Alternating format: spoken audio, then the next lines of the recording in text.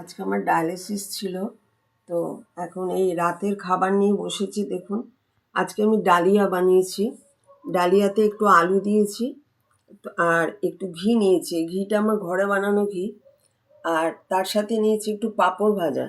এই পাঁপড়টা কিন্তু বেসনের পাঁপড় নয়, এটা চালের পাঁপড়। আমি কখনো যদি ইচ্ছে করে একটু চালের পাঁপড় কিনে রাখি। আর সাবুর পাঁপড় একটা পাওয়া যায়, দেখবেন। সাবুর পাঁপড় বা চালের পাঁপড়, আমাকে ওখানে ডায়ালিসিস সেন্টারে জিজ্ঞেস করেছিলাম পাঁপড় খাওয়া যাবে কি না। তো বলেছিল যে চালের পাঁপড়, সাবুর পাঁপড় একটু আধটু খাওয়া যাবে, ওতে কোনো অসুবিধে নেই। তো শুধু তো ডালিয়াটা ভালো লাগে না, তাই ডালিয়ার সাথে একটুখানি ঘি দিয়ে ডালিয়াটা নিয়েছি।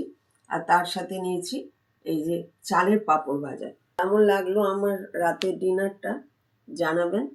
আপনাদের কমেন্ট আমার বেশ ভালো লাগছে পড়তে। আজ এই পর্যন্ত রাখছি। চ্যানেল দেখার জন্য ধন্যবাদ।